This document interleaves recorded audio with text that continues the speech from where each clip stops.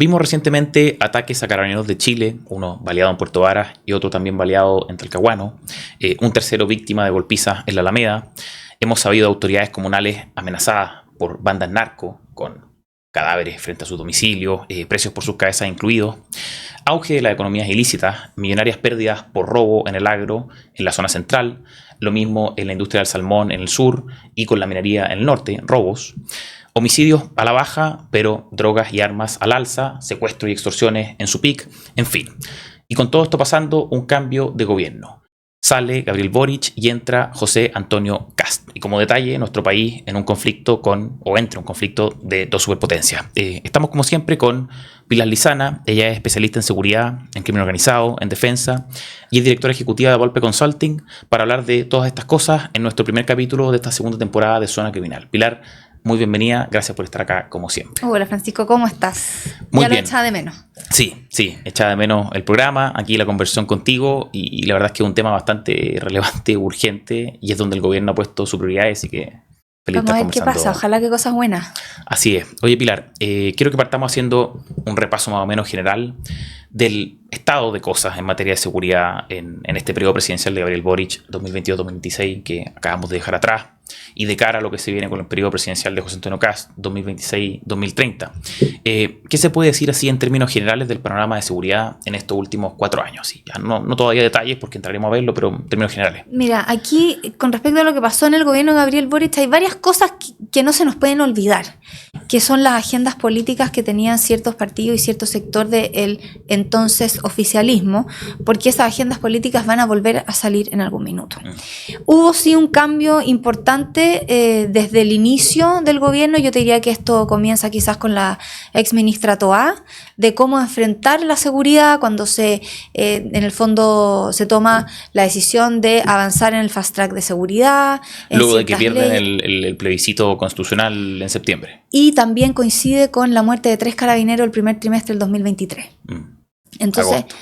Exacto. Entonces, en ese sentido, hay que destacar eso. O sea, hubo un cambio. Empezamos con un gobierno que hablaba del Gualmapu, que quería entrar a Temucuicui y no pudo, que indultaba a los, entre comillas, presos de la revuelta. O sea, que tenía una agenda política súper clara que de alguna manera impactaba a la seguridad.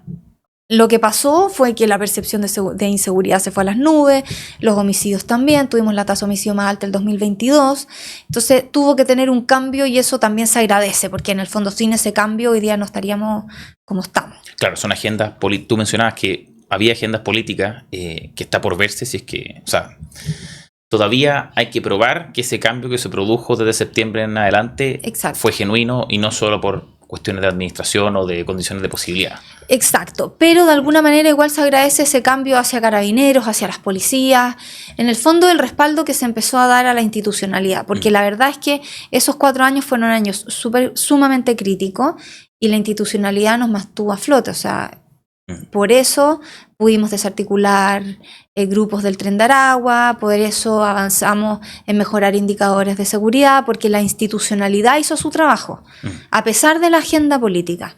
Y la agenda política fue súper clara en el minuto en que se discutió la ley de usurpaciones, cuando desde el oficialismo, desde uno de los partidos que apoyaba al oficialismo, se hablaba de que esa ley criminalizaba la pobreza, en un minuto en que estábamos hablando de tomas de terreno, de megatomas ocupadas por grupos criminales. Entonces, esa agenda política no la van a olvidar. Por eso no hay que olvidar esos pequeños detalles, porque no van a dejar sus agendas políticas. Ahora, lo que estamos viendo es que el 2025 los indicadores mejoraron mucho. No todos. No todos, pero en general mejoraron bastante. Los homicidios, el exministro Cordero hablaba de que habían bajado, pero ahí hay que ver por qué. Sí, Luis Cordero destacó la baja en ciertos indicadores, como decías tú, especialmente en el domicilio. El informe de el Informe Nacional de Víctimas de Homicidios Consumados de este año, 2025, mostraba una baja en la tasa de 6,1 a 5,4. Lo decías bien tú, antes tuvimos las tasas más altas que ha tenido Chile de homicidios, todas sobre 6, una en 6,8, casi llegando a 7. Esto es la celebración de Luis Cordero sobre esa cifra. Él es comedido, es prudente, no es alguien que tú veas así como con chaya y con serpentinas, pero celebraba la cifra. O sea, la impresión que me queda a mí de las veces que yo me pude reunir con él es que siempre llegaba muy preparado a las reuniones. O sea, y de él, en general, todo el mundo académico también tiene muy buena impresión de él, entonces tampoco es que estamos frente a una persona que haga pirotecnia. No, claro. Pero ¿se puede celebrar esta cifra así nomás, esta baja, o deberían observarse otras cosas? O... Lo que pasa que, claro, yo entiendo que se celebre la baja porque, por supuesto, que siempre es bueno que menos gente muera. Que menos gente muera, pero si lo ponemos en contexto de crimen organizado, habría que ver a qué se debe esa baja. Porque, y esto pasa no solo acá, en otras partes del mundo también. El crimen organizado lo que más quiere es tranquilidad. Y esa tranquilidad no quiere que se la dé el Estado, por supuesto, quiere que ellos generen esa tranquilidad, que ellos tengan el control de ese territorio, el control de esas economías que se dan en ese territorio, de las personas que se mueven en ese territorio, de las autoridades. Entonces, porque con esa tranquilidad puede seguir el negocio. Entonces aquí lo que hay que mirar es si efectivamente esa baja significa solo un éxito de las acciones del Estado, o también significa que este tipo de grupo lo que quiere es bajar la violencia, evitar tanto espectáculo y evitar llamar la atención para poder seguir el negocio, que ese es el objetivo al final. Entonces, por eso yo hago ese doble clic, porque que bajen los homicidios no significa que ese fue el crimen organizado. O sea, nosotros tenemos un sistema financiero con excelente reputación, que funciona súper bien y perfectamente puede estar siendo observado para ser utilizado para lavado de activos. Tenemos una tremenda infraestructura portuaria que de todas maneras está siendo observada para seguir siendo utilizada para sacar droga, que en el fondo es la economía ilícita más grande, que más dinero mueve, sobre todo si nosotros pensamos que estamos frente a Oceanía, que es uno de los mercados que más paga por la coca. Entonces, ahí yo tendría cuidado, porque está bien que celebremos la cifra, pero ojo, que no se nos olvide que esto es cíclico. O sea, si hoy día estamos muy tranquilos, mañana esto puede cambiar porque puede llegar un actor nuevo, o el Estado puede realizar una acción que genere ruido en los actores criminales que están operando y volvamos a tener violencia. Claro, este tipo de prudencia o de advertencias la hacía también el fiscal regional de Arica, me acuerdo, en 2023, luego de un año brutal que tuvo en su región en 2022 con homicidios. Arica llegó a ser la región de Arica y Parinacota llegó a ser la región con la mayor tasa de homicidios de Chile. Claro, bajó bastante. Fue muy brusco el aumento que tuvieron de un año a otro. Brusquísimo, sí. Y en 2023 bajó bastante, y mucho se celebraba el éxito de Arica, pero el mismo fiscal regional, o sea, el encargado de la persecución penal de la región, decía: oigan, sí, hemos aumentado las capacidades, hemos trabajado bien, logramos desbaratar ciertas bandas, etcétera, pero esto puede deberse justamente a lo que tú decías. Es que ahí hay una cuestión que nadie dice. El norte ha vivido todos los problemas de crimen organizado antes. Lo que nosotros estamos preocupados hoy día, que el secuestro, la extorsión, si suben o si bajan los homicidios, que el tráfico de armas, eso el norte lo vive hace mucho rato.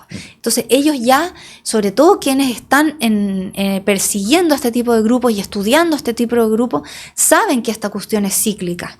Entonces te hacen esa advertencia porque desde su conocimiento práctico en terreno de lo que han visto, y ellos lo llevan viendo hace mucho tiempo. Oye, Pilar, otros datos un poco para enmarcar el panorama actual de seguridad, lo que se recibe del presidente Gabriel Boric, que recibe el presidente José Antonio Kast en esta materia. Delitos asociados a droga aumentaron un 19% entre 2022 y 2025. Me llamó la atención, por ejemplo, la incautación de más de 240 kilos de ketamina por la droga en particular. La región de Antofagasta ha tenido incautaciones brutales. Brutales. Y esto, uno ve ese tipo de incautaciones de toneladas, incluso de marihuana, pero que también me llamó la atención. Después, delitos asociados a armas aumentaron un 100%. Oye, hay un tema con los delitos asociados a drogas. Juan Fernández aumentó 200% entre el 2018 y el 2024 los delitos asociados a drogas. Y ahí hay un tema con nuestras islas. Están en la ruta de la droga hacia Oceanía.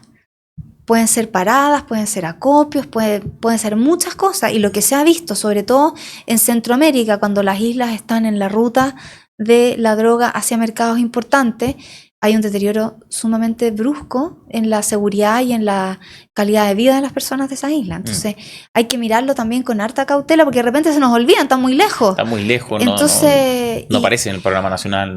Claro, y además que uno de repente, menor cantidad de población, uno en general mira Santiago, que tiene el 40% de la población nacional. ¿Por qué? Porque pensamos en votos, lamentablemente. Entonces acá hay un tema con las islas. ¿Señales de qué pueden ser estas cosas? Por ejemplo, esto de la isla. Estos aumentos relevantes en delitos asociados a drogas y a armas. Lo de armas es tremendo, sobre todo en zonas rurales. La región de O'Higgins, las comunas rurales aumentan, más de la mitad de las comunas rurales aumentan un 100% los delitos de armas entre el 2018 y 2024. El año 2024 fue un año especialmente complejo, con indicadores muy altos. Lo que pasa es que el 2025 bajó esto, y ahí es donde de repente uno quiere hacer doble clic a la cifra para ver qué pasó, cómo bajó tanto. Pero las armas son la herramienta para generar miedo, control territorial, para someter o para eliminar a la competencia. Entonces, en el fondo, las armas también te hablan de una dinámica nueva que se está dando. Claro, o sea, son, no sé, quedémonos en las armas, son factores o variables que uno empieza a analizar, ya teniendo en cuenta esto de que bajaron los homicidios, y uno dice, oye, ya bajaron los homicidios, oye, pero ¿por qué tanto delito de uso de armas? O sea, ¿se están armando o ya se estabilizó gracias a las armas? O sea, pueden ser las dos cosas. Primero, están buscando poder y no hay nada que te dé más poder que las armas. Pero también aquí está pasando una cosa que no la tenemos que dejar pasar. Se habla de la disminución en los homicidios. Bueno, la pregunta es ¿qué viene ahora? Porque en el fondo, y aquí voy a ir a un caso puntual de la economía ilícita de la madera. Ley del robo de madera, baja muchísimo el robo de madera. Y eso no significa que se acaba la lógica de la economía ilícita de la madera. No me conviene robar porque hay una ley.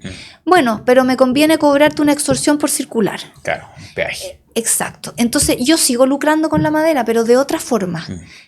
Esa es la mirada que le tenemos que agregar, porque al final, si solo celebramos la baja, que está perfecto, sobre todo yo lo entiendo, el ministro Cordero ya estaba en su último año de ministro, estaba dejando el cargo, entonces obviamente dejar el cargo con un logro como ese es sumamente importante. Es el tema sobre el cual más se presiona mediáticamente a la autoridad de seguridad y se deja de lado todas estas otras cosas que estamos... Exacto, pero la pregunta que hay que hacerse, bueno, ¿y ahora qué? Si no son los homicidios, ¿qué? Y ahí la pregunta es, ¿cuántos empresarios están en alguna lista de personas de interés para ser extorsionados o secuestrados? ¿Cuántos políticos, fiscales, jueces, alcaldes?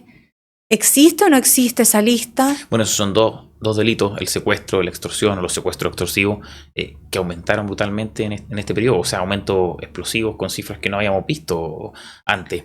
Oye, a propósito de esto de la madera, hay además otras tendencias, por decirlo de algún modo, en el mundo de la criminalidad, de la seguridad, áreas menos exploradas que tú conoces bien, que justamente que son las economías ilícitas. Algunos datos, robos en el mundo agro. El 77% de los encuestados por la SNA fue muy complicado víctima el mundo de los robos agro, muy en las últimas complicado. 2 semanas.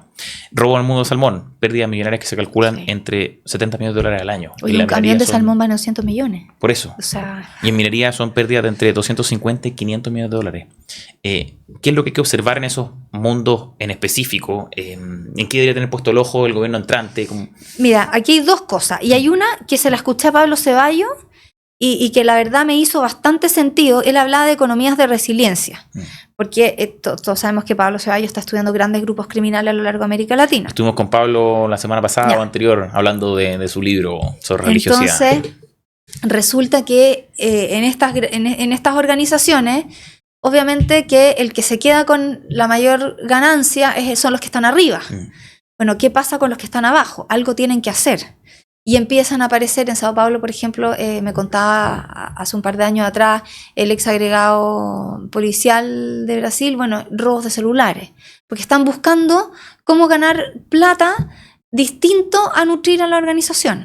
Y acá tenemos, por ejemplo, acá tenemos las chatarreras. Y hay un caso, no muy lejos de acá, en una de las comunas rurales, donde hay una chatarrera que pagan droga para que le entreguen cables de cobre. Y si eso sucede, quiere decir que ahí no estamos hablando de solo la economía ilegal del cobre, estamos viendo cómo la economía ilegal del cobre a través del robo de cable se inserta en el mundo del narco. Pagan el cobre con droga. Claro, entonces te contratan gente para que te vaya a robar cables y le pagan en droga. ¿Por qué? Porque hay muchas personas que roban cables para conseguir droga. Que en el fondo es el eslabón más básico de la cadena del robo de cables. Claro.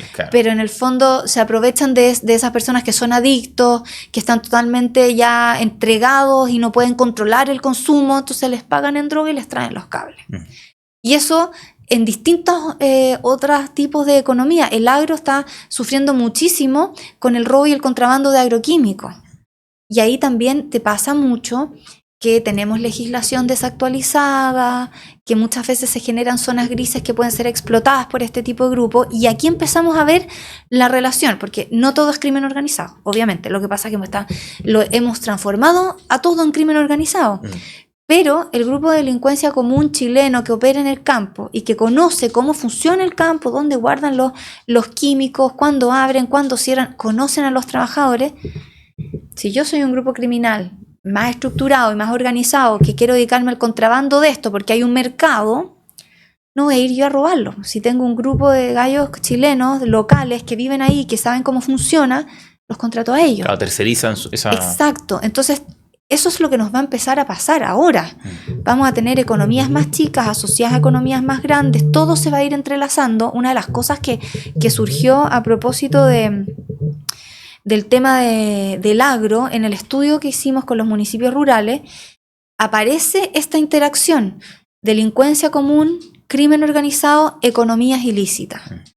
¿Por qué? Porque ya empezó a pasar en el mundo rural la llegada de grupos extranjeros y que no se van a instalar con una casa para el fin de semana, y que resulta que aparecieron con casas de tortura. Pasó en San Vicente hace un tiempo atrás. El pueblo de Indio. Exacto. Una localidad pequeñísima. Pequeñísima. Entonces, en el fondo, empezamos a ver estas cosas que no son de la cultura criminal local, pero que la cultura criminal local tiene mucho know-how que le puede servir a ellos, y al final del día, ¿de qué hablamos? De la economía ilícita asociada al contrabando de agroquímicos, por ejemplo, o al robo de cobre, o al robo de cables, o al robo de celulares, de baterías. Oye, hoy día hasta hacen camiones hechizos. Compran piezas y arman un camión con piezas de hace 20 años y te lo venden como del año. Camiones hechizos. Sí. Entonces tenemos un sinfín de creatividad puesta en donde no debería estar. Bueno, en Ecuador hacen submarinos hechizos que llegan a cruzar Europa incluso. O sea, el nivel de... Cuando tú tienes una necesidad de llevar tu producto al mercado que más paga... Oye, Pilar, las cosas parece ser que se vienen complejas o están siendo complejas en general. El mismo día en que se producía el cambio de mando, la noche anterior, nos enteramos de que un carabinero fue baleado en Puerto Vara. Trágicamente está con muerte cerebral. Horas después, en el día del cambio de mando en la Alameda, un carabinero fue agredido por turbas. Y luego de eso, un día después de esto, balean a otro carabinero en Talcahuano. De menor gravedad que el primero, pero igual. ¿Son estas cosas expresión de la criminalidad que se ha estado viviendo en el último tiempo? ¿O puede haber aquí nuevas señales o una, entre comillas, probada de mano de la nueva autoridad? ¿Cómo se puede interpretar esto? O sea, de todas maneras yo creo que viene una probada de mano de las nuevas autoridades. O sea, porque a las anteriores ya las conocían.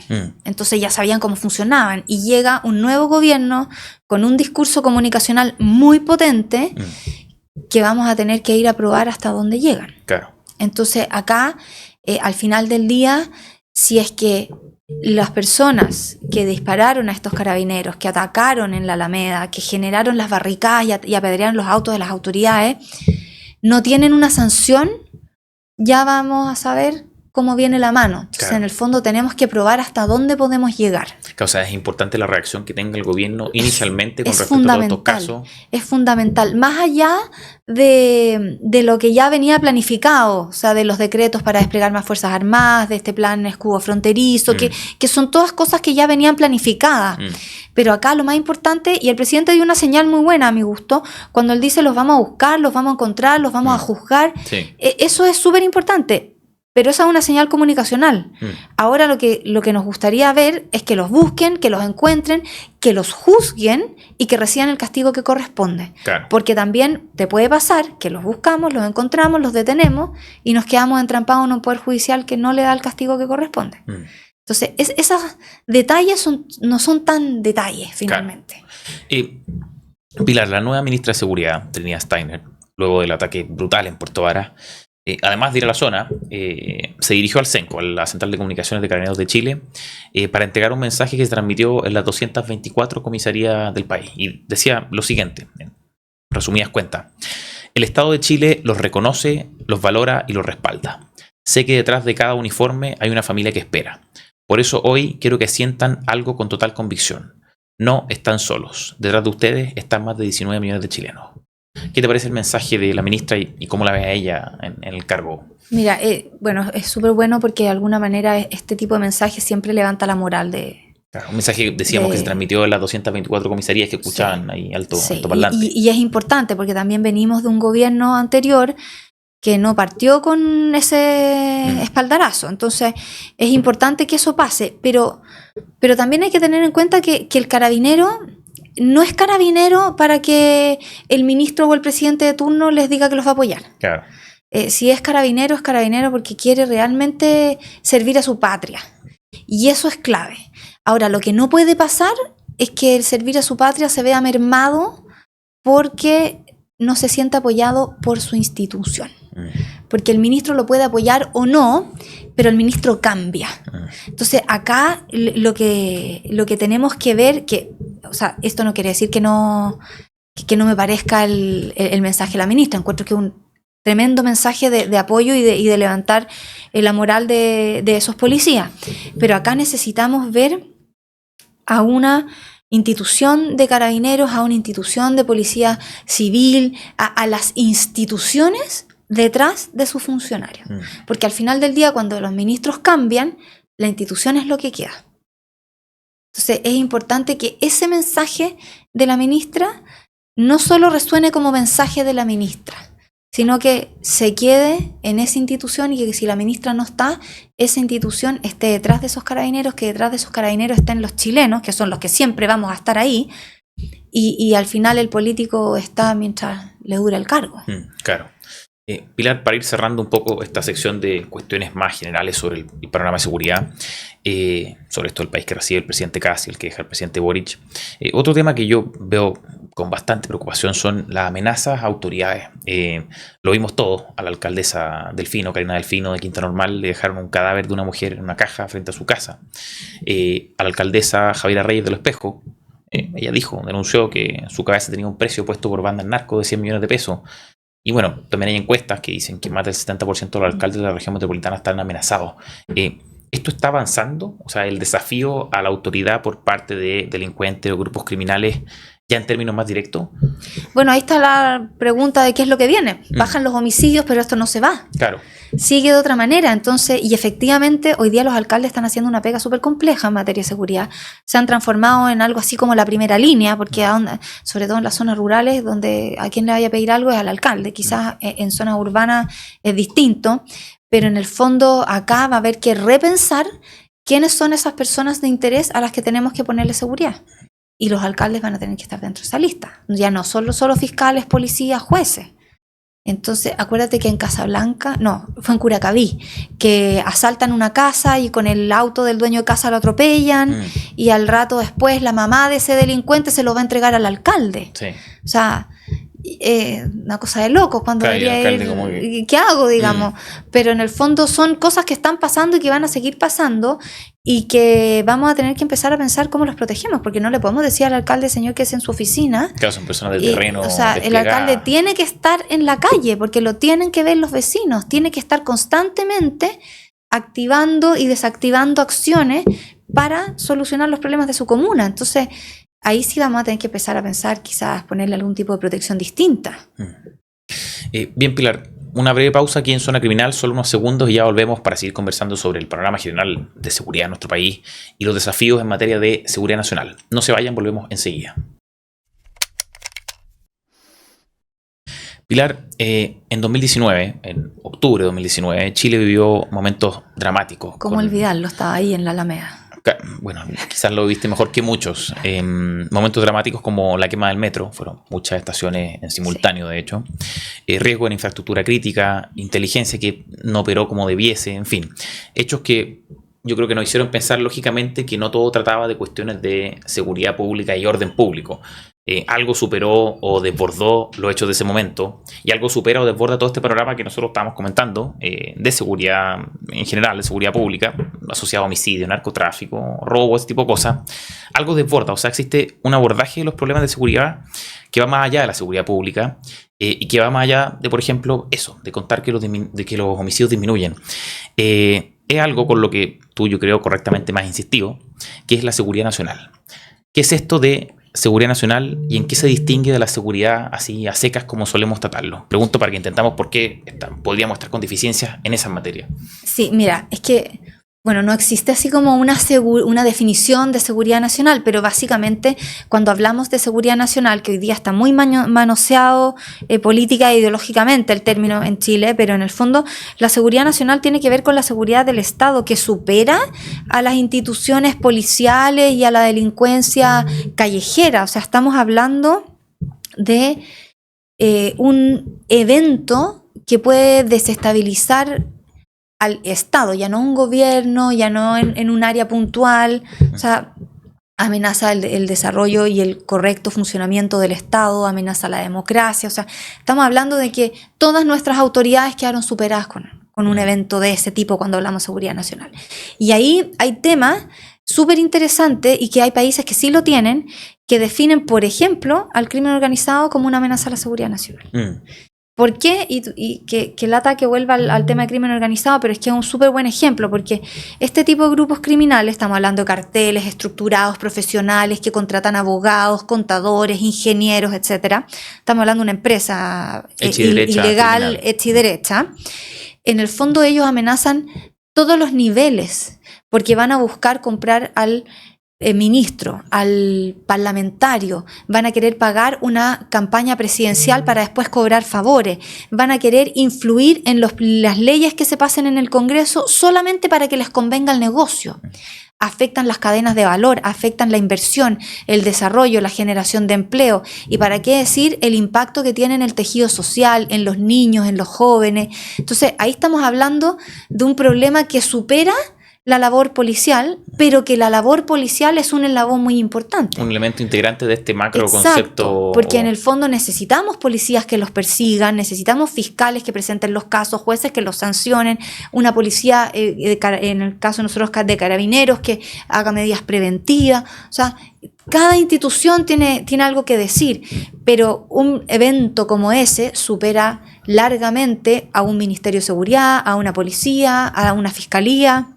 Ahí estamos hablando de infinidad de cosas, además de reclutamiento de jóvenes, estamos hablando de lavado de activos, estamos hablando de infiltrarse en cadenas de valores, etcétera, etcétera, de corrupción. Entonces ahí ya no es un evento en que tengamos que hacernos cargo porque hay una banda criminal operando en cierta zona que está quitando el control y la presencia estatal. Aquí estamos hablando de algo que mina profundamente el Estado y que su objetivo es que el Estado funcione para ellos, por lo tanto el Estado tiene amenazada su supervivencia. Siguiendo con esta introducción. Uy, perdón lo largo de... No, está perfecto. Es una forma de introducir, creo yo, la cuestión de la seguridad nacional. Quizás tú lo anunciaste en esta, valga la redundancia, enunciado sobre la seguridad nacional. ¿Qué tipo de problemas se están dejando de atender al tratar la cuestión de la seguridad solo desde el punto de vista de la seguridad pública y quizás algo sobre la defensa?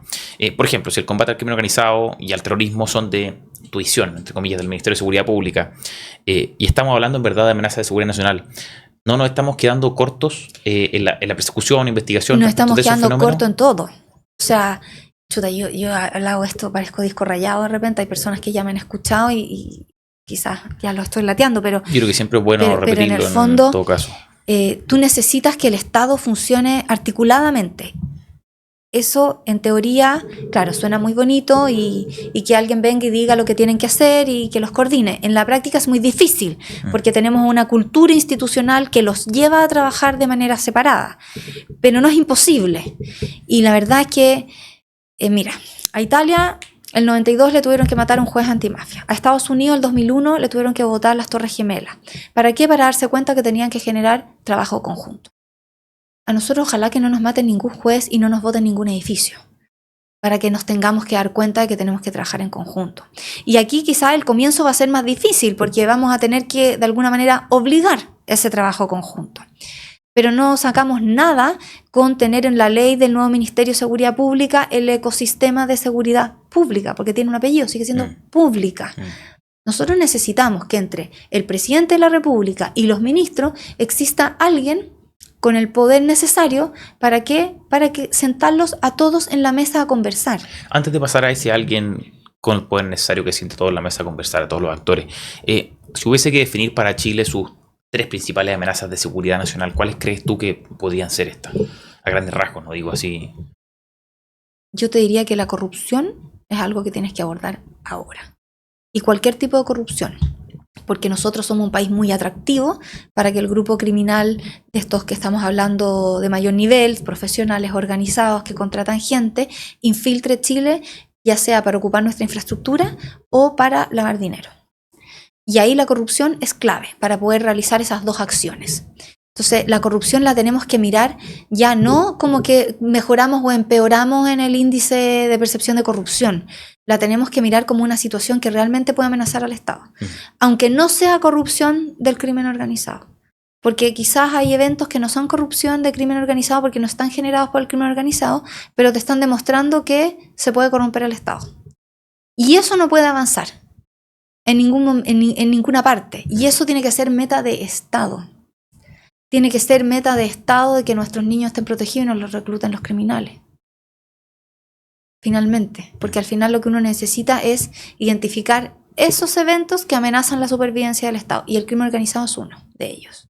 Por supuesto que no podemos descuidar nuestras hipótesis históricas de conflicto y los análisis geopolíticos del entorno, ver qué está pasando con nuestros vecinos, cómo se está moviendo la situación mundial, porque eso tiene que estar en el análisis.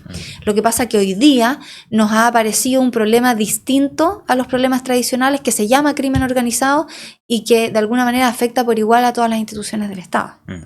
Entonces siempre tenemos que estar mirando nuestro entorno y tenemos que también ir un paso más allá para ir generando esas alertas.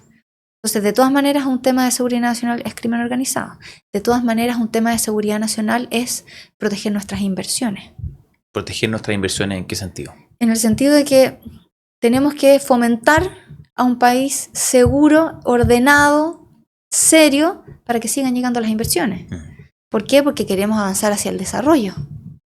Entonces tenemos varios temas que hay que ir mirando y que hay que ir protegiendo de los riesgos que existen. O sea, el corredor bioceánico, que es una tremenda infraestructura para avanzar, también viene asociado de riesgos. Por dónde pasa, qué grupos criminales pueden estar interesados, qué puede pasar con las empresas que operen el corredor, etcétera, etcétera. ¿Qué es lo que le falta a nuestro país en términos de seguridad nacional?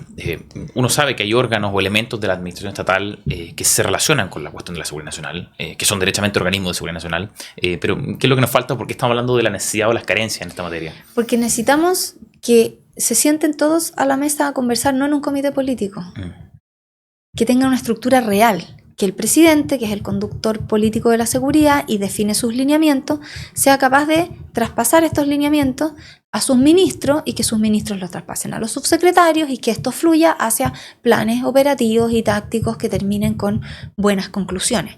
Pero para que esos planes, hoy día se desarrollan planes, pero muchas veces te pasa que tú desarrollas planes sin tener una política que te guíe ese plan. Claro. Entonces, obviamente se hacen porque esos funcionarios llevan mucho tiempo trabajando ahí, saben hacia dónde ir, por dónde va, por dónde viene la mano, qué es lo que tenemos que mirar, pero eso es totalmente al revés. O sea, deberíamos tener ese ente coordinador entre los ministros y el presidente. Pero tenemos el COSENA, tenemos el Consejo de Seguridad Nacional. Sí. ¿Por qué este no sirve o por qué estamos hablando de otra verdadera institucionalidad? A ver, perfectamente podría servir, habría que modernizarlo a las necesidades actuales, porque hoy día, por ejemplo, tenemos problemas de seguridad importantes en nuestros colegios. ¿Qué va a pasar con los overoles blancos? Vamos a tener problemas de estabilidad en los liceos emblemáticos, vamos a tener violencia en los colegios. Bueno, y ahí tenemos que sentar a la mesa de todas maneras al ministro de Educación. ¿Cómo podría ser concretamente aquí en Chile un nuevo armado de seguridad nacional? Tú me adelantabas como algo de un asesor. Igual esto hay que en algún minuto institucionalizarlo, pero eso no significa que tenemos que partir haciendo la ley para después ponernos a trabajar. O sea, perfectamente el presidente podría tener en el segundo piso a un asesor de seguridad nacional pensando estratégicamente el país. Y que ese pensamiento estratégico, que va a venir de la mano de todo lo que se nutre del presidente, esté en la mesa con los distintos actores sectoriales. O sea, si estamos hablando de megatomas, el ministro de Vivienda tiene que estar sentado en esa mesa. Claro. Si estamos hablando de asegurar el espacio público, también tiene que estar el ministro de Vivienda ahí. Si hablamos del daño que producen ciertas amenazas al tejido social, bueno, tendremos que tener al Ministerio de Desarrollo Social, al Ministerio de Cultura, al Ministerio de Educación. ¿Qué hacemos? O sea, esto es básicamente, en el caso del asesor que mencionas tú, este asesor del segundo piso, por ejemplo, una etapa más inicial o más inmediata al menos, es lo que tú decías, es alguien que coordina esta gran política de seguridad nacional con todos los actores involucrados, y eso Exacto. imagino que involucra también las fuerzas de la defensa, las fuerzas de orden. Todos. ¿Cómo es esto? O sea, Todos, porque al final este asesor de seguridad nacional que coordine, lo que va a hacer es transmitir los lineamientos del presidente, porque el presidente es el presidente de Chile, no puede estar enfocado solamente en una tarea, pero sí puede tener asesores que se transformen en su músculo para realizar esa tarea. Y si esto fuera una persona, tendríamos al presidente en la cabeza generando esos lineamientos, al articulador de la columna vertebral para que todas las partes se muevan y que finalmente ese movimiento tenga un resultado coherente. Claro, yo imagino que detrás de la idea de esto de un asesor de seguridad nacional está el hecho de que justamente los problemas de seguridad nacional tocan varias aristas, o no son eso, no son solo problemas de seguridad pública, no son solo problemas de... Hoy día tenemos un tema con las Fuerzas Armadas. Están en frontera, el ministro ya ha firmado un decreto, ha mostrado evidente voluntad de que se desplieguen más militares en frontera. Tuvimos un viaje a Estados Unidos donde el presidente Trump habló de un bloque militar contra el crimen organizado. Entonces, el Ministerio de Defensa tiene algo que decir en esto. Sí. Y cuando hablamos de eso, estamos viendo, y nos ponemos este ejemplo concreto, bueno, la relación bilateral con Estados Unidos entonces se transforma en una relación muy importante. Si es muy importante, bueno, tendremos que tener un asesor especializado para que lleve esa relación bilateral. Si es que nos vamos a embarcar desde la defensa en temas de crimen organizado, tendremos que tener un asesor que sepa de esos temas. Y ahí vamos generando los lazos, porque ese asesor experto en crimen organizado en el Ministerio de Defensa, ¿con quién va a conversar? Con el Ministerio de Seguridad Pública. Y el Ministerio de Seguridad Pública tendrá que hablar con salud si hablamos de problemas en los SFAM en zonas críticas, con el Ministerio de Educación, tendrá que hablar con quien tenga que hablar. El asesor de seguridad nacional es el que coordina básicamente todos estos factores. Y vamos generando una red y una respuesta totalmente conectada de todo el Estado para enfrentar esto. ¿Por qué? Porque el cartel lo tiene clarísimo. El cartel tiene todo conectado. Todo conectado, todo coordinado. Aquí no hay compartimento estanco, que yo hago esto, tú hacías esto otro. No. Aquí todos hacen lo que tienen que hacer por un solo motivo, para ganar plata por el producto ilícito que estamos en el fondo vendiendo. Entonces, si ellos lo tienen tan claro, bueno, nosotros tenemos que también de alguna manera ponernos a ese nivel para poder responder con la respuesta que los chilenos necesitan. Nos vamos a demorar, la respuesta nunca va a ser tan rápida como la del cartel, obviamente. Pero eso no significa que nos vamos a quedar sentados esperando ver cómo esto pasa. Claro. Y se puede hacer. ¿Por qué no tenemos este tipo de armado que tú describes, Pilar, de seguridad nacional? ¿Cuáles han sido o son en el extranjero o en Chile los principales obstáculos, temores para configurar justamente un armado? Mira, Estados Unidos lo tiene el asesor de seguridad nacional, tiene un comité de seguridad nacional, el asesor funciona en la Casa Blanca. España tiene ahí un poco más de problemas porque hay temas políticos, pero de alguna manera igual tiene una estrategia de seguridad nacional. Los alemanes están retomando su estrategia de seguridad nacional. Los ingleses ya decían y definen que el crimen organizado es una amenaza a la seguridad nacional. Entonces, esto ya existe en el mundo y se conversa. Claro, quizás nuestro mayor escollo siempre ha sido el tema político. El tema de la seguridad nacional, hay un sector político que no le gusta, que lo lleva a pensar en la doctrina de seguridad nacional de Estados Unidos, en la Escuela de las Américas, pero esto no es eso. O sea, nosotros estamos hablando de proteger al Estado en su conjunto y que del Estado en su conjunto funcione. Ahora, si no le quieren llamar seguridad nacional y le quieren llamar seguridad del Estado, aquí un poco la semántica da lo mismo mientras el fondo sea el que importa y el que se trabaje correctamente. Claro, ¿cómo disipar esos miedos? Y esto yo lo pregunto, además, no solo desde la perspectiva de izquierda, que es la que yo creo que tú describías, esos temores. Exactamente. Sino también desde el uso, o mejor dicho, del abuso o mal uso de los órganos de inteligencia, por ejemplo, ya como parte integrante de la seguridad nacional. Mal usos que se denuncian en muchos países, ya con gobiernos de izquierda o de derecha. Sí, pero aquí hay que tener cuidado porque la inteligencia puede tener voz en un comité de seguridad nacional, pero solo voz. Ellos entregan información para que se tomen decisiones. No, lo que yo te quiero expresar, Pilar, es que a veces se arma una caricatura sobre conductas del órgano de inteligencia que luego se asocia a la seguridad nacional en general, y ahí por eso los temores. No sé, me pongo en el caso es reciente, la denuncia de Tucker Carlson, que es de los periodistas más conocidos y vistos en Estados Unidos, que denuncia presunto espionaje de la CIA a sus mensajes de texto, a sus conversaciones telefónicas. Son casos que, te digo, que a veces manchan o generan eso, temor o aversión por estas Sí, mira, yo creo que de... esos casos los vamos a tener siempre, porque también es muy atractivo denunciar de espionaje a la CIA y hablar de que se ocupó mal la herramienta y se metieron en mis conversaciones y hay escucha. Eso siempre lo van a usar mañosamente. O sea, ¿cómo despejar los temores? Acá lo más importante, primero, es tener un órgano de inteligencia súper profesional, que tenga músculo, que genere información relevante. O sea, si es que estamos frente a la posibilidad de un segundo estallido social, por ponerte un ejemplo, que tenga la capacidad de preverlo, de entregar esa información, que esa información sí sea tomada por las autoridades y se tomen medidas y que finalmente el efecto de ese posible segundo estallido sea menor o no llegue a suceder. Pero muchas veces estas cosas, si la inteligencia funciona, es para que no sucedan esas cosas. Entonces como que de repente se nos va olvidando y nos empezamos a acordar cuando ya todo sucedió y estamos en problemas. Acá lo más importante es que no nos tenemos que acordar de la seguridad todos. Solamente se tienen que acordar de la seguridad quienes están involucrados en tomar decisiones y acciones con respecto a la seguridad para que el resto de nosotros no se acuerde. Porque cuando nos acordamos ya estamos en problemas. Entonces, ese sería el objetivo más importante de esto. Hablas de la necesidad o propuesta de instaurar un asesor de seguridad nacional, quizás también un comité o un equipo asociado al asesor. ¿Cómo funcionaría en la práctica este asesor? Porque, no sé, el COSENA, por ejemplo, sesiona extraordinariamente a pedido del presidente, etcétera. O sea, un funcionamiento extraordinario, justamente como tú dices, cuando las cosas pasaron, que tienen como poco esto sentido. Tiene que ser permanente. Eso es. Este asesor tiene que estar permanentemente haciendo seguimiento, porque en algunos casos, de repente hemos escuchado a algunos presidentes latinoamericanos que ellos están muy encima de las decisiones de seguridad. Están todas las semanas haciéndole seguimiento a lo que pasa. Bueno, estamos hablando también de países que tienen problemas bastante mayores que el nuestro. Claro. Pero si nosotros tenemos a un presidente que está todas las semanas solamente haciéndole seguimiento a la seguridad, estaría descuidando otros temas.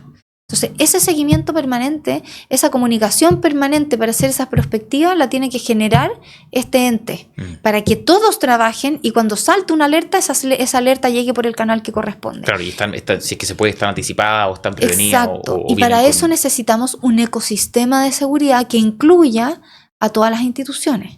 Si vamos a hablar de seguridad, impuestos internos no puede quedar fuera. ¿Por qué? Porque tenemos mucha empresa fachada para lavar dinero. Claro, la UAF tampoco. La UAF tampoco, aduanas menos. El Ministerio de Economía, que de él depende el mecanismo de empresas en un día, y quizás tampoco, porque tenemos que tener ojo en que ese mecanismo se utilice bien y no lo estén utilizando quienes no queremos. Entonces, así vamos formando un ecosistema de seguridad que nos va a permitir esta conexión.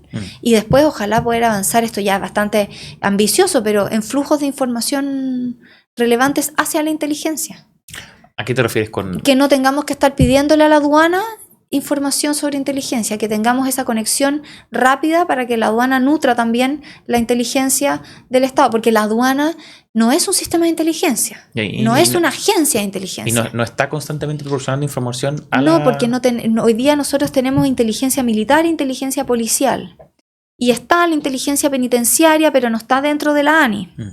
Entonces lo que nosotros necesitamos es fortalecer los flujos de información de otras instituciones, porque no queremos más agencias de inteligencia. O sea, el Sistema Nacional... Perdón, sí, adelante. Que lo que queremos es una agencia de aduana de las mejores que hay, pero que sea capaz de fluir información. ¿Por qué? Porque ya vamos a tener agentes, va a tener músculo la inteligencia, esos agentes podrán ir a recopilar información y generar los análisis correspondientes. Al final la inteligencia lo único que hace es sistematizar información de distintas fuentes y transformarla en información orientada a la toma de decisiones. Pero el proceso para que la información se transforme en inteligencia no es fácil. Entonces tenemos que tener gente capacitada también. Claro, o sea, el sistema de inteligencia, el Sistema Nacional de Inteligencia, la nueva ley, quedó corta en algunos aspectos, me imagino, como estos. O sea, ojalá pudiera tener más músculo. Pero también es interesante ciertas cosas porque incluye otras agencias dentro. Sí. Ojalá no las transformemos en agencias de inteligencia, pero sí en flujos de información. Ahora también esto es un avance, o sea... No, claro, lo digo que... Y como están las cosas hoy día, vamos a tener que empezar a incluir áreas especiales, específicamente ámbitos que estudien criminalidad organizada, ámbitos que estudien riesgos políticos, y así, etcétera, etcétera. Oye, esto, tú hablabas antes de esto de la existencia, o en este caso, en el caso chileno, de la inexistencia de una política que esté como por arriba, que fluya como directrices hacia los demás planes que implementan los distintos ministerios, ciertos órganos relacionados con la seguridad, etcétera. Se le suele llamar estrategia de seguridad nacional. O política de seguridad nacional. ¿De qué va esto de la política nacional? Esta cuestión tampoco es inventar la rueda, si los otros países lo tienen, Canadá lo tiene, Estados Unidos lo tiene, etcétera, digamos. Pero puede ser un documento muy corto. Sí, tampoco tiene que ser una política, un texto de 500 páginas. Claro, pero ¿cuál es su valor específico? Pero yo necesito saber para dónde tengo que ir. ¿Cuáles son mis amenazas? ¿Cuáles son las amenazas que el presidente define como amenaza? Entonces, si el presidente define como amenaza el crimen organizado, perfecto, yo lo tengo súper claro, entonces yo sé que tengo que diseñar planes y políticas contra el crimen organizado. Si el presidente define como amenaza la migración ilegal, yo tengo que tener una política para hacerme cargo de quienes están ilegales dentro del país y tengo también esa misma política para hacerme cargo de que no entren o al menos inhibir esa entrada. Entonces, y eso es súper importante porque hoy día cuando tú planificas y no tienes esa guía, es un poco difícil, hay que ir a buscar, a ver qué dijo, cuál podría ser sus prioridades, pero con una política de seguridad nacional tendríamos absoluta claridad de quiénes son nuestras amenazas y hacia dónde tenemos que mirar. Y una guía que permita además ordenar, como decías tú, esta coordinación interinstitucional. Total, porque finalmente, si el presidente va a decir que el crimen organizado es una amenaza prioritaria y que tenemos que hacernos cargo, bueno, entonces hagámonos cargo en todas las instituciones que pueden estar involucradas. Y hablemos de corrupción, hablemos de desarrollo social, hablemos de espacio público, de consumo de droga, etcétera, etcétera. Tengo entendido, Pilar, que eso se intentó en el gobierno de Sebastián Piñera 1, pero que no prosperó. Sí, ha costado que prospere porque la verdad es que tampoco nos ha acompañado el contexto, no había mayores problemas de seguridad. O sea, en el norte sí, el norte ya lo estaba viviendo, pero acá en el centro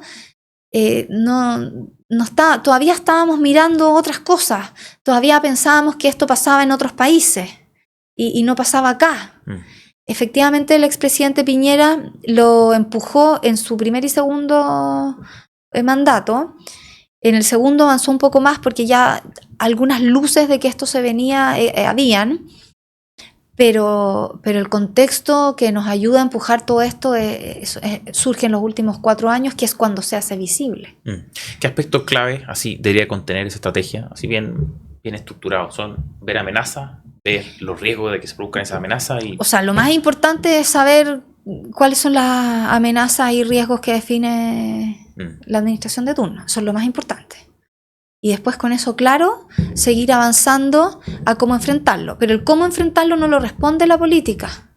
La política te habla de tu entorno y de las alertas. La política de seguridad nacional. Claro, no te va a decir operativamente cómo lo tiene que desarrollar el Ministerio de Defensa. Por algo hay una política nacional de defensa. Claro, o sea, son directrices un poco más generales. Son directrices desde el punto de vista, yo te diría, más estratégico, de pensar estratégicamente Chile. Entonces, ¿cuáles son mis problemas? ¿Cuáles son mis amenazas? ¿Dónde están mis debilidades y mis fortalezas? Y que después cada uno tome eso y lo aplique a su realidad. Porque no le vamos a poder decir a defensa y a seguridad que lo apliquen por igual. Claro. Entonces, pero sí, probablemente esa política va a decir que conversen. Si vamos a lo que tenemos hoy día, el plan escudo fronterizo tiene algo de eso, porque nos dice que la frontera es prioritaria. Claro. Entonces, si la frontera es prioritaria y que el crimen organizado es una amenaza relevante, necesariamente tenemos que conversar defensa y seguridad. Claro, tiene algo de eso, pero sigue siendo una visión de compartimento sí, estanco. Porque de todas maneras. Es migración, plan escudo fronterizo, y ahí uno empieza a derivar que tiene que estar relacionado con los grupos criminales que ingresan o que trafican personas. Claro, pero en el fondo ya por lo menos alguna luz tenemos, claro. Digamos. Ahora, ojalá todo eso se tradujera en las prioridades del gobierno y cómo quiere que eso se implemente. Pilar, hemos estado hablando de seguridad, no en cualquier sentido, de seguridad nacional, esta perspectiva más global o más amplia, y de la necesidad, tú lo decías bien, de un nuevo armado de seguridad nacional, ya puede ser un asesor, un comité, y una estrategia de seguridad nacional, lo que comentábamos recién. Tenemos eso, un nuevo gobierno, quizá un periodo de gracia, un contexto que hay amplio apoyo popular, se abren ventanas de oportunidades que son cortas, pero existen, ¿Cómo hacerlo? ¿Cómo lo hacemos ahora ya? ¿Se puede hacer ahora ya? Sí, se puede hacer ahora ya. Podemos tener, el presidente podrá definir quién va a ser su asesor de seguridad nacional, tendrá que buscarlo según las características y descripciones que le interesen, y ya poder trabajar con esa persona esos lineamientos para que desde esa persona hacia abajo exista el monitoreo permanente de la seguridad. Y después ir escalando en la medida en que esto funcione en Exacto. reformas legales que introduzcan la figura. Exacto. Y luego quizás modificar la Constitución porque podría ser necesario, porque tenemos Exacto. al COSENA a nivel constitucional. Ya, o sea, es algo que hoy día puede hacerse. Ya, el segundo piso, de hecho, opera Sí. con contratación. O sea, El segundo piso son los asesores del presidente. Exacto. Perfectamente podría estar ahí ese asesor. Oye, yo creo que siempre es bueno decir, para no parecer que uno quiere lo que quiere es desmoralizar, ya, porque justamente no es el caso. O sea, es el caso totalmente contrario, buscar salida, buscar respuesta, Sí. que no está todo perdido, que efectivamente se abren oportunidades. No, o sea, no está todo perdido, o sea, no. Se está en un punto de inflexión, sí, pero estamos en un momento como complejo porque tenemos que tomar decisiones. Esas decisiones no todo el tiempo van a ser decisiones que uno quiera tomar y que se tomen bien, claro, pero alguien las tiene que tomar, digamos. Y ahí la voluntad es súper importante, porque en el fondo, si es que se quisiera incursionar en esta figura del asesor de seguridad para ver cómo le damos estructura a este problema y a este ecosistema de seguridad, hay que tener la voluntad de hacerlo, y al principio, claro, va a haber que obligar un poco, porque las instituciones funcionan con una inercia que no nos ayuda, pero nada es imposible, o sea. No, claro, y por eso lo que decíamos, que el momento quizá es el idóneo, justamente porque tenemos un gobierno fuerte con amplio respaldo popular actualmente. Y hoy día tenemos muchas fuerzas de tarea. Ya se está haciendo trabajo conjunto, la institucionalidad ya está trabajando conjuntamente en ciertos temas, entonces es escalar un poquito más. Claro, en un contexto propicio. Bien, Pilar, breve pausa aquí en Zona Criminal. Volvemos de inmediato para conversar sobre la situación de Chile frente a dos gigantes, China y Estados Unidos. Volvemos enseguida. Chile estuvo hace poco, y lo sigue estando, en medio de un conflicto entre las dos superpotencias, Estados Unidos y China. Esta vez por un cable submarino de datos y comunicaciones.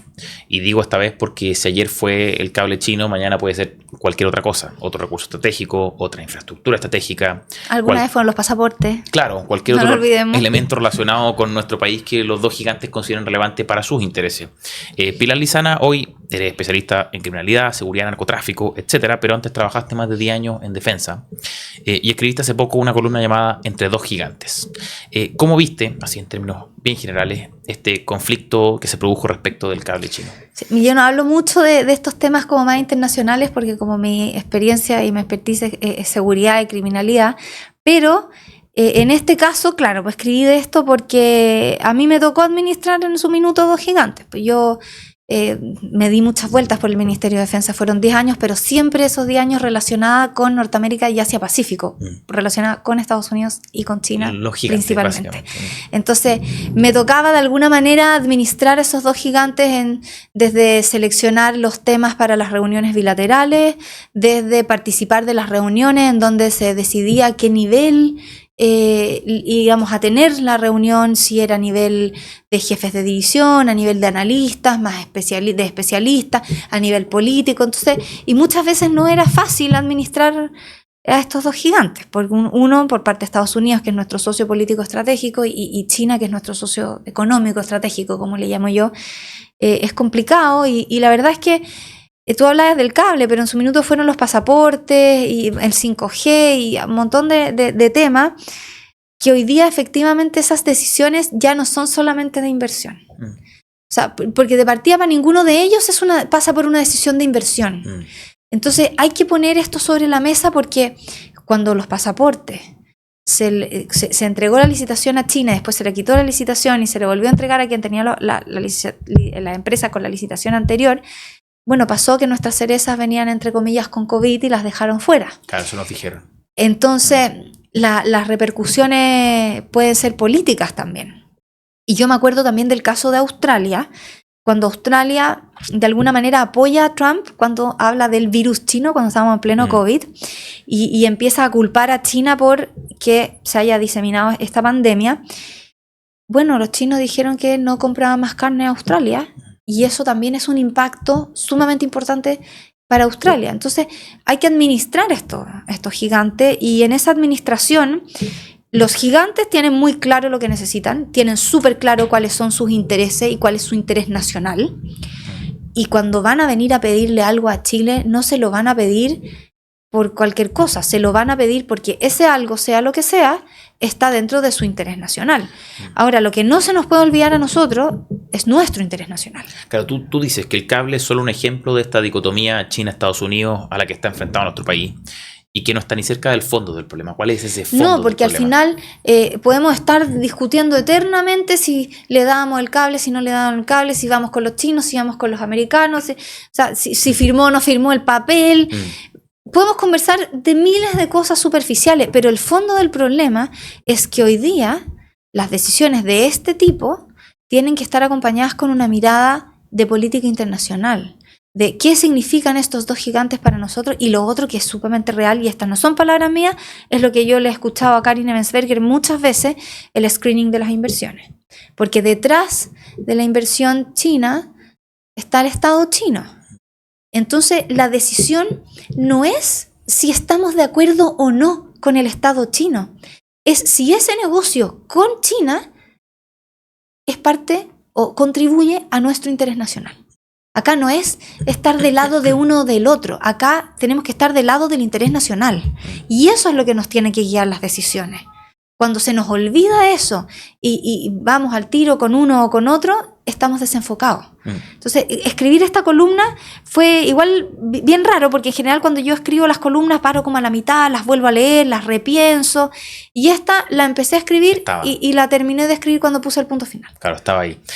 Tú hablas de no estar de un lado o del otro así rápidamente. ¿Cuáles son los peligros de las presiones de alineación que pueden surgir en el contexto de esta disputa entre Estados Unidos y China, y cómo enfrentar como país esos peligros de estas presiones de alineación? O sea, bueno, siempre van a haber presiones, y no solo de parte de China, o sea, de parte de Estados Unidos también. Claro. Yo me acuerdo que para el tema de los pasaportes, el embajador de ese minuto fue a la Cancillería. Y Macron creo que advirtió a Piñera en su momento. Exactamente. También. Entonces, acá primero tenemos que ver, primero hay que ver la magnitud de la inversión. O sea, este cable no era cualquier cosa. No. También este cable es infraestructura crítica. Entonces ahí también la pregunta que hay que hacerse, pues bien, si esto es infraestructura crítica, ¿cuáles son los riesgos de esta infraestructura crítica y cómo la vamos a proteger? Claro. Entonces, tampoco es que solo los chinos puedan tener nuestra información, perdón, pero aquí todos tienen nuestra información, es cosa que alguna agencia de inteligencia, alguna potencia, accede a esa información, pero en el fondo la pregunta que hay que hacerse es cuáles son los riesgos, o para qué puede ser usada esa información, quién está detrás de esa inversión, cuáles son los intereses que hay detrás de esa inversión. Y ahí en el caso de las inversiones chinas, lo que se ha visto en América Latina, que me tocó, una de las últimas cosas que alcancé a hacer en el ministerio fue revisar las inversiones chinas en América Latina. Y aquí hay un tema que no se nos puede olvidar. Por ejemplo, el puerto de Chancay, que es una inversión china. En Perú. Y que todo el fondo de la conversación versa sobre un puerto que recibe buques de gran tonelaje, cómo esto va a facilitar o no el traslado de mercancías. Claro, logística. Bueno, pero yo me acuerdo que en su minuto, cuando estaba revisando el tema del puerto de Chancay, me apareció muy pequeño que si llegaba la Armada China, el puerto lo tenía que recibir y parar lo que estaba haciendo. Bueno, ahí hay una señal de alerta. Después, la base de Neuquén, que tienen de observación en la Patagonia Argentina. Claro, observatorio espacial. Exacto. Casi todas las horas son de observación para China. Entonces... Que hay denuncias de que es además de uso militar. Por supuesto, bueno, siempre van a estar esas denuncias detrás, pero en el fondo, ¿hasta qué punto nos conviene? O sea, si yo tengo un observatorio chino, lo mínimo es que yo tenga gran parte de las horas de observación. Claro. Pero no, aquí es al revés. Entonces... esos son los detalles, no es que sea China. Si sacamos China y ponemos cualquier otro país y sucede lo mismo, son alertas. Y aquí esas alertas no las podemos dejar pasar. Claro, hay que agregar en todo caso que el caso particular de China igual tiene su componente de cómo se gobiernan ellos, o qué son. Bueno, de todas maneras, un sistema partido único. De todas maneras. Menor en el análisis. No, y además, cómo esta infraestructura se inserta en esta visión que tiene el Partido Comunista Chino, Claro. que la dan anualmente en los discursos que da el presidente. Y resulta que se inserta en esta nueva ruta de la seda, que China invierte en infraestructura y en recursos naturales alrededor del mundo. Esto no pasa en América Latina, también Claro. pasa en Medio Oriente, en África. Pero al final, todas estas inversiones están guiadas por el interés nacional de China y el lineamiento que el presidente chino dio. Y es ahí donde yo voy, si esto no es China o Estados Unidos, es nuestro propio interés nacional. Claro, Entonces, nacional ver chileno. cuál es el interés nacional chileno, si es que efectivamente ese tipo de inversión, con las prácticas que ya hemos visto en otras partes, sirve el interés nacional o no. Y la verdad es que a estos gigantes hay que administrarlos sumamente bien, porque somos un país de 18 millones de habitantes, pero que tenemos una muy buena reputación y una muy buena imagen internacional. Entonces, hay que saber Manejar los cómo gigantes. manejarlo. Perdón, esa revisión que tocó hacer en defensa en tu último día o en tu último periodo, ¿en qué consistía? ¿En revisar las inversiones con un cierto foco? O... Revisé toda la inversión que tenía China en América Latina. Ya. Y el cambio que se generó en el 2010, que había una inversión muy fuerte de Taiwán y pasamos a una inversión más fuerte de China. Y a raíz de ese análisis, ¿pudiste discriminar o ver qué tipo de inversiones estaba haciendo China? ¿O eran de todo tipo? Era de todo tipo, desde un estadio de fútbol hasta la base de observación en la Patagonia Argentina. No. Lo que pasa es que después sí esto se va focalizando muchísimo en temas de infraestructura y de recursos naturales, Claro. de acceso a recursos naturales. Por eso puertos, carreteras. Y bueno, también está el caso, pero esto es más al margen, de lo que pasaba entre China y Venezuela. Que Venezuela finalmente era como un hub para Irán, para China, para Rusia. Claro. Pero al final China también sabe muy bien jugar a nivel internacional. Ellos tienen muy claro qué es lo que buscan a nivel internacional. Y lo que buscan principalmente es transformarse en el hegemón global. Entonces, en eso está guiando todo esto. Claro. Y ahí no hay que perderse al final. Si esto es súper racional y hay que ser súper frío, primero nuestro interés nacional. ¿Sirve o no sirve? ¿Me afecta o no me afecta? Su manera de hacer las cosas.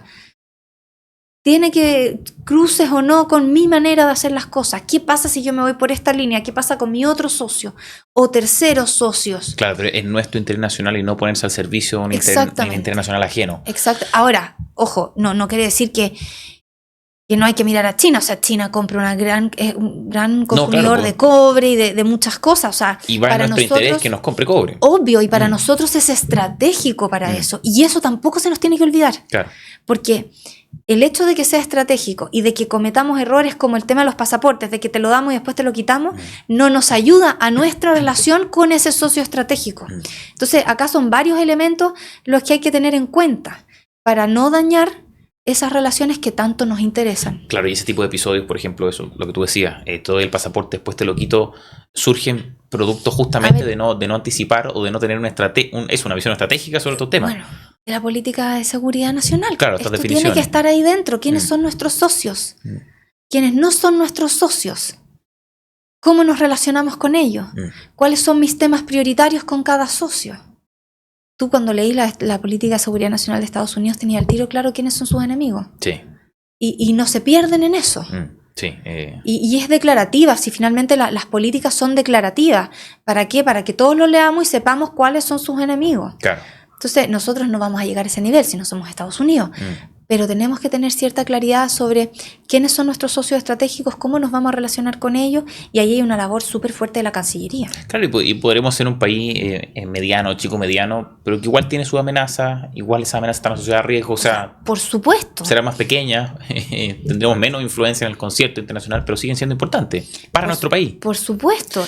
Pilar, en este contexto, el presidente José Antonio Kast, cuando aún no había asumido, era presidente electo, viajó a Estados Unidos al encuentro Shields of Americas, el escudo de la América, organizado por la administración Trump, para abordar cuestiones relacionadas con inmigración, combate al narcotráfico, uso de las capacidades de defensa contra bandas criminales y también contrarrestar la influencia china en el continente. ¿Cómo viste tú ese viaje? Mira, lo vi un poco complicado porque evidentemente era un viaje o sea, el tema que se iba a tratar ahí era de seguridad en su amplio sentido. Íbamos a tener temas de defensa involucrados, porque Estados Unidos sí involucra Fuerzas Armadas en el combate contra el crimen organizado latinoamericano. No ahora, o sea, no es que sea nuevo en esta administración, ya viene de hace mucho tiempo. El Comando Sur monitorea toda la actividad del crimen organizado latinoamericano. Esta reunión era en Miami, en Florida. ¿Dónde está el Comando Sur? Que está en Florida. Y ahí, bueno, el presidente Kast todavía no asumía, era presidente electo, entonces de alguna manera no te puedes restar de esa actividad. Pero sí hay que estar preparado para lo que pueda significar esa actividad. Claro. Y bueno, hasta el minuto lo que sabemos es que significa lo que dice el presidente Trump de este frente militar contra el crimen organizado, y esa bajada o esa advertencia, me imagino yo que los asesores se la tenían preparada, sabía a lo que iba, y ahora hay que ver cómo nos hacemos cargo de eso, porque en el fondo el estar allá, primero muestra la importancia que le estamos dando a la relación con Estados Unidos, y segundo, involucra a nuestras Fuerzas Armadas. Claro. Entonces ahí desde el Ministerio de Defensa se va a tener que diseñar alguna planificación para abordar a través de las distintas instancias bilaterales y multilaterales con Estados Unidos este tema en particular, porque por supuesto el estar allá significa que Estados Unidos va a venir a pedir en algún minuto. Todo esto es lo que hemos estado hablando, todo esto estaba más o menos escrito. La Estrategia de Seguridad Nacional de la administración Trump, la que se publicó en noviembre de 2025, era una advertencia hablaba, entre otras cosas, de reconsiderar la presencia militar en el hemisferio occidental, ¿ya? Eso, leído conjuntamente con este encuentro del Escudo de las Américas, ¿qué desafíos puede presentar para Chile en términos de Fuerzas Armadas? Tú adelantabas un poco, pero o sea, ¿qué se podría traducir? En el fondo se puede traducir en que desde acuerdos políticos para la foto hasta pedidas puntuales de despliegues militares contra el crimen organizado. O sea, puede ser un amplio abanico de cosas, digamos, pero hay que estar preparado para ese amplio abanico de cosas. Y instancias bilaterales con Estados Unidos para que se den esas pedidas existen. Entonces, un poco hay que estar preparado, hay que tener diseñado ese plan, y ahí, bueno, el ministro tendrá que tener a sus asesores revisando todo, sobre todo con los militares que están en frontera. El embajador de Estados Unidos tiene un pasado fronterizo, claro. Entonces, en el fondo hay que ir reconfigurando esa relación con Estados Unidos, entendiendo también que la relación con Estados Unidos durante la administración anterior no era la mejor. No. O sea, el expresidente Boric se ha encargado de demostrar eso a través de todos los mensajes, tweets y cuñas que ha entregado hasta el último día. Entonces, de alguna manera, también para Estados Unidos este cambio de signo político en Chile significa una oportunidad de volver a trabajar juntos. Las instancias bilaterales en defensa con Estados Unidos son desde los 90, de mediados de los 90, entonces es una relación bien profunda y bien cercana con Estados Unidos y con otros también, o sea, con potencias europeas. Claro. Entonces, por supuesto que van a venir cambios, hay expectativas, me imagino yo, dentro del gobierno de Estados Unidos de lo que esté pasando. O sea, vino al cambio de mando el subsecretario adjunto de Defensa para el Hemisferio Occidental, Joseph Umire. Otro personaje, que también apareció... No, es que vinieron varios. Y entre todos los que vinieron a la delegación viene Joseph, y él, en todas las publicaciones que ha hecho en redes sociales, ha mostrado mucho esta ceremonia republicana con seriedad, y pareciera también que tiene mucha expectativa de lo que pueda pasar en Chile. Entonces, ahí hay que estar atentos. Para cerrar, en términos generales, más allá del problema puntual del cable, de las polémicas sobre el encuentro del Escudo de las Américas que se generaron, etc. Definición esencial. ¿Cómo debería afrontar Chile esto de encontrarse entre dos gigantes? Solo una definición así. Yo te diría que, primero, tiene que tener claridad de su interés nacional. Segundo, no se le puede olvidar que esos dos gigantes por separado en ámbitos distintos son socios estratégicos y son muy importantes. Por lo tanto, tiene que tener la capacidad de navegar esta agua que puede ser tormentosa o no, dependiendo de cómo se vayan dando las relaciones, y sí o sí tiene que ser muy claro con cada uno de esos socios. Tiene que haber claridad absoluta de cuál es el interés nacional que está promoviendo Chile para relacionarse con esos socios y hasta dónde puede llegar. Bien, cerramos este primer capítulo de nuestra segunda temporada de Zona Criminal con Pilar Lizana aquí en FNM. Pilar, nos vemos en el próximo, que creo que se viene con sorpresas, ¿o no? Sí, ahí vamos a tener algunas sorpresas. Y a todos quienes nos están viendo, no se olviden de compartir este capítulo, dejarnos sus comentarios, suscribirse al canal, hacerse socios mensuales. Y eso, nos vemos en un próximo capítulo de Zona Criminal.